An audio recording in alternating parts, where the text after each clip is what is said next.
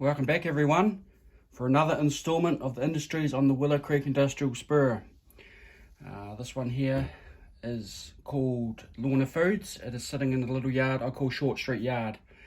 Now this building here, it's probably been done to death by various modelers and various people. It's the Red Wing Milling Company, which I just adapted to fit into that area there. It is just the standard kit. I haven't put any other bits and pieces on it. People have often asked, how I get that technique in there. First I give it all a good prime up, a Tamiya primer, and then I'll come back around like any sort of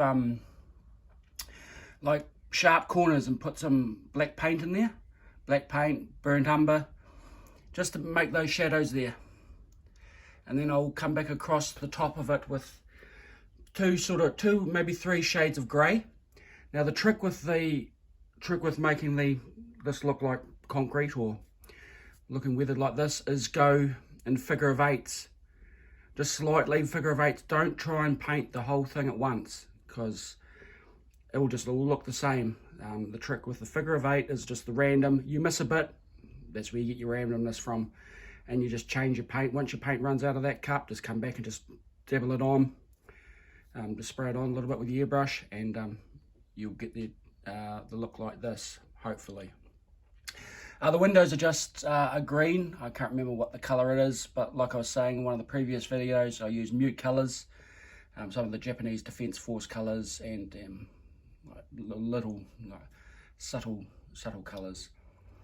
So that's what that building is. It's named after my nana, who I was very close to, but she unfortunately passed away. So this is a sort of a tribute to her, because she had made some good food, just like most people's nanas, I would imagine, or all people's nanas.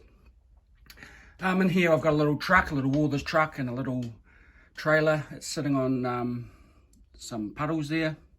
One puddle by the rear tyre there, and another puddle behind the truck there. Now these have got to be airbrushed and get all that whiteness away from it, so I haven't done any work on that. I've got a little bollard there, and I should have another little derailleur that everybody should be by now is familiar with. This little area over here is just like the runoff from the previous video, or one of the previous videos of MPA concrete. So that's sort of just an old bumper there. Rusted it up, made it look like it's not very well maintained and stuff like that. I've got some steps and stuff into there. We'll go along over here.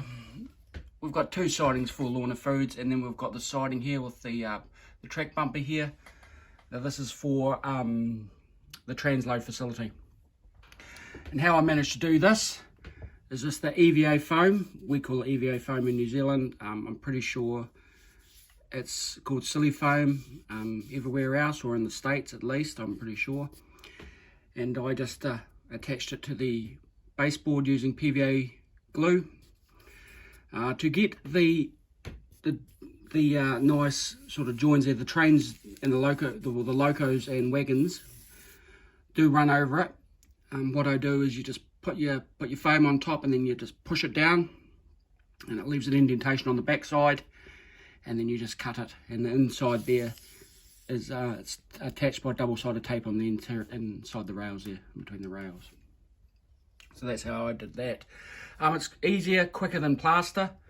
This bit here has obviously just had the crisscross pattern, but I've got to come back along and weather it a bit more, and I've got some other bits and pieces to put on it. We go down to the back there, obviously just to the black back scene, and just come along. So there's quite a good little area to switch, and it provides sort of like a little bit of entertainment. Over here, this little black bit of the back scene here, I'm still undecided what I'm going to do with that. I quite possibly we'll just get it along from the top there. Where's my finger? There, just along the top there, just to hide that a little bit.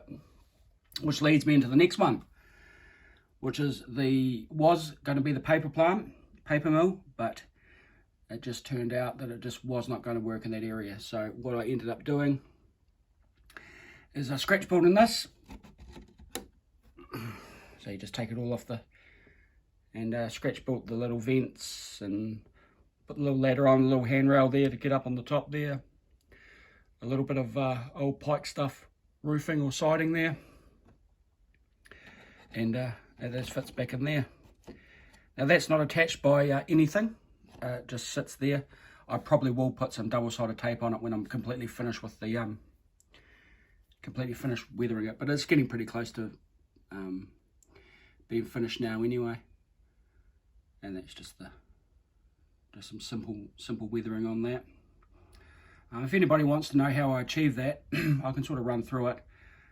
It's pretty basic. It's just like stencils, this masking tape and randomness, and painting on random colours, and weathering, putting some wet on wet, Vallejo paints over wet surface like Boomer Dioramas tends to do quite a bit, and I sort of achieve that finish of mottled sort of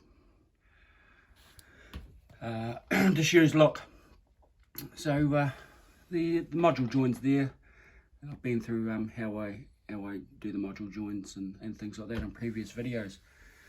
But that team is Lorna Foods, and that is another industry on the Willow Creek Industrial Spirit.